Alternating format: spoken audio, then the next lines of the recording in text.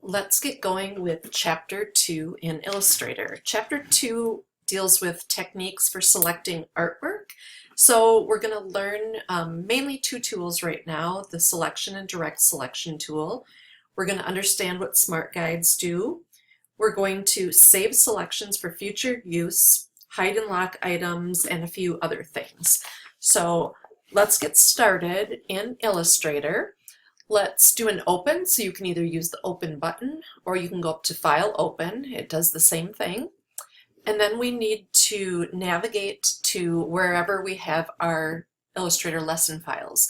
So we were last in Lesson 1, so if you click on this, it's going to kind of show you that folder is inside of this one and it's on the desktop. This is kind of the breadcrumb trail. So just back out to the overall folder that has our lessons in it. And then when that populates, we're going to go into Lesson 2 and we're going to choose our start file. So choose Lesson 2 start.ai, which is the ending that all of your Illustrator files will have. So when this loads, you should know from what we talked about last time that there are two artboards. We can see the two different artboards. If you're in the Properties panel, we also see that there are two artboards, 1 and 2. And you could come down to the bottom left, and we see that number 1 has been named Final Artwork, and number 2 has been named Pieces. So we have two different artboards available. First thing we're going to do is save this with a better file name. So I want you to do a File, Save As, and this is where you have a chance to save to your local computer or to the cloud. Depending on what you're working on, saving something to the cloud is always smart because you can get to it from any computer anywhere. Whereas saving locally on your exact computer requires you to be at that exact computer. Since this is just a practice file that we're working through, I'm going to just save it on my local computer. So I'm going to choose that option. And then it's going to pop up with a place to name it. So it is going to put it in the Lesson 2 folder, which is perfect. And I'm just going to call this my first name, so do your own, Brenda Wildlife Poster.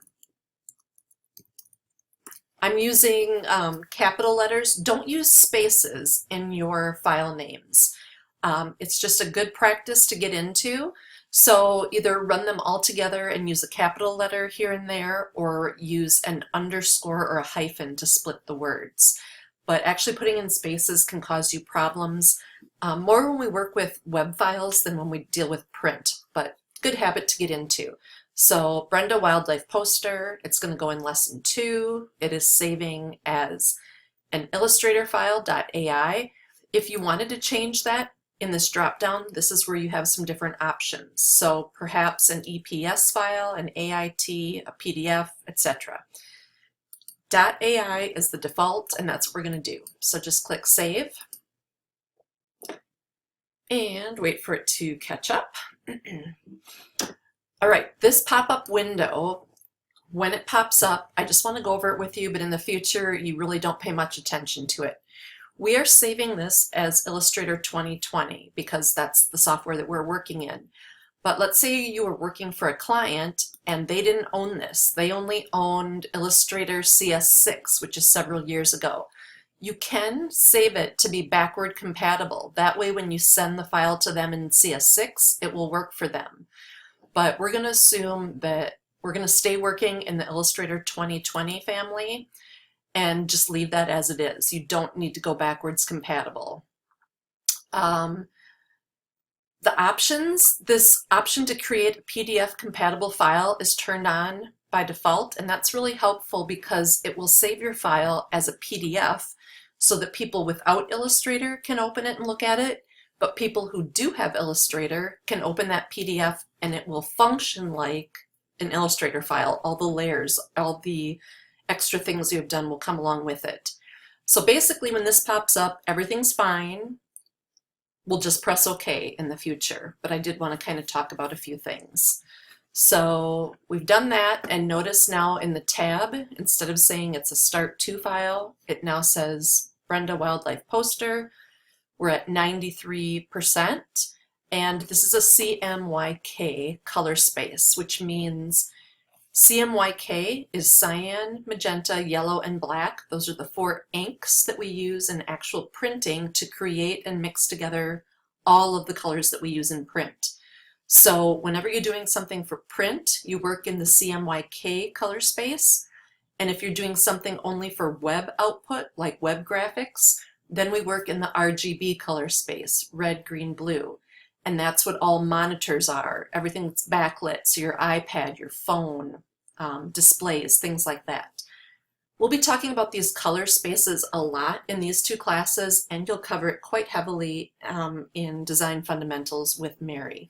So I just wanted to point out that's what this means up here. It is cyan, magenta, yellow, black. The K is black. And that's because this is intended to actually be printed.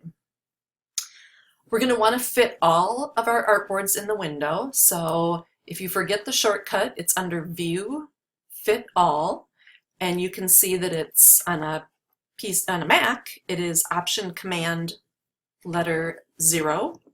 On a PC, it is Alt Control 0. So fit all artboards in the window with that shortcut.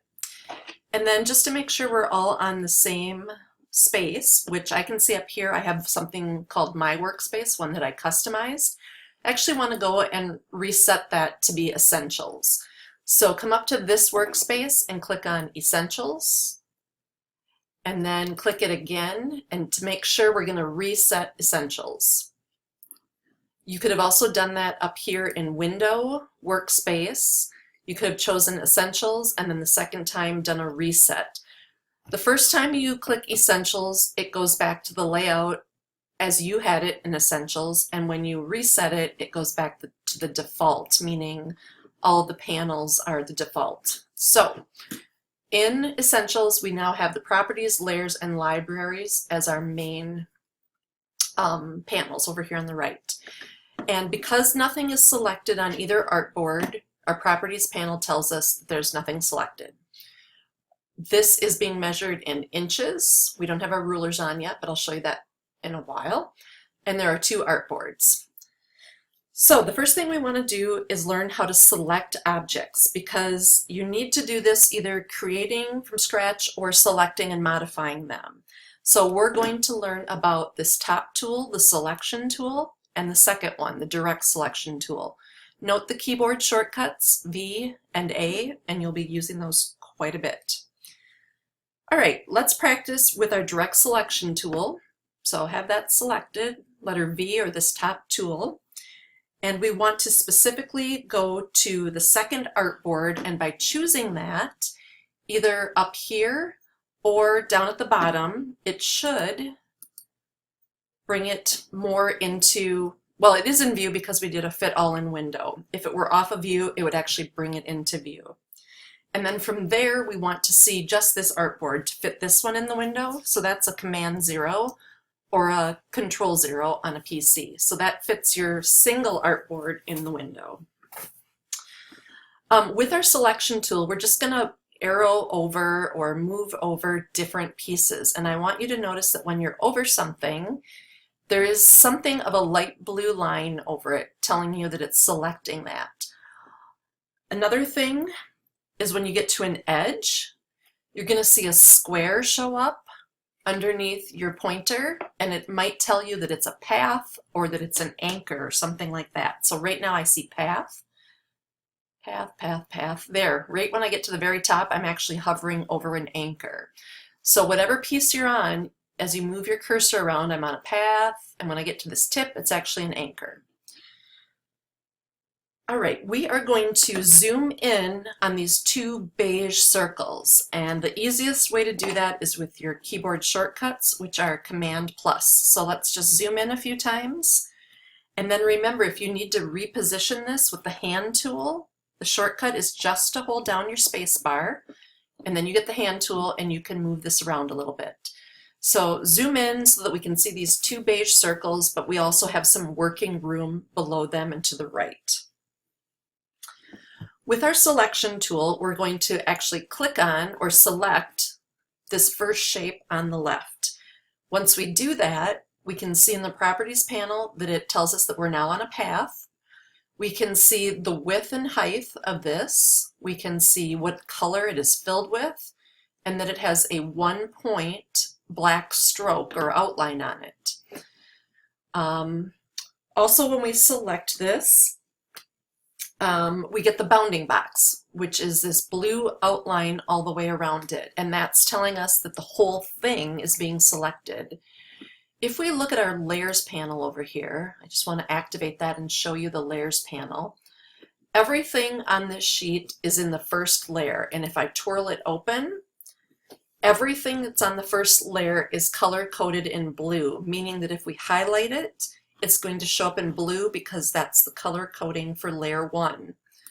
If we had a layer 2, it would assign a new color to it, and then everything on that layer, let's say it assigns red to layer 2, if we moved this circle to layer 2, it would now have a red bounding box around it, or yellow or green, or whatever the case may be. So switch back to properties, and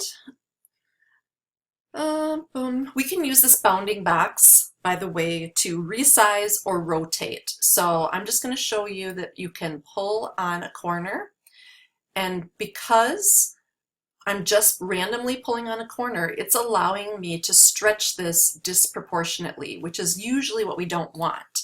So if you stretch it and make it weird, remember my favorite keyboard shortcut is undo, Command Z. You can do that on the keyboard and it just brings it back to where it was. If we want to scale this proportionately and keep it a true circle, we simply have to hold down the Shift key while we pull on any one of these corners, and that's going to make it proportionately larger or smaller. So again, if you practice that, do a Command Z to bring it back to its normal size. Another thing that we can do is when we hover over a corner, like I am right now, you get a double-sided arrow. That allows us to rotate it. Since this is a circle, you're not going to be able to see how I rotate it. So I'll save that demo for another time. We'll come to that in a bit. So we can select the one on the right, we can select the one on the left. If we want to select both, we have to hold down the Shift key while we click on the second one. And notice that that selects both of them and puts the one bounding box around both parts. So you can hold down Shift and click on multiple pieces, or if they are close together like this, you can also click and drag out a marquee, and as long as you're touching parts of the two shapes, it will select them both. So you don't have to be super careful to go outside the boundaries of them. As long as it's touching the two pieces and you're using the direct selection or the selection tool, it's going to know to pick those two pieces. We're going to move this a little bit just by clicking and dragging down, and notice that they're moving in tandem because they are not only two shapes, but they know the space between them, so we can move them down here. Also notice every now and then I get a magenta line showing up. These are because our smart guides are on. So it's showing us places where it's maybe centered with the graphics above it or on the same line as something else on your page. So that magenta line on the left that just showed up, I know that I'm perfectly directly below my original artwork. The DX and the DY that you see in the gray tooltip is telling you the distance from your original X and Y coordinates, where, like if this was on graph paper. So I've gone over 1.22 inches and down 1.45, for example. And then when you let go, it actually moves there. So you can always do the Command Z, the undo, or if you've done a bunch of steps and you think, you know what, I want to go back to where I was before when I last saved, you can always do a file and then revert, meaning it's going to go back to the last stage it was that the last time you saved it. So click revert, and it's going to say, do you want to go back to this? You're going to lose all your current changes. Yes, that's actually what I want to do. So I click yes, and here we are back at the original point.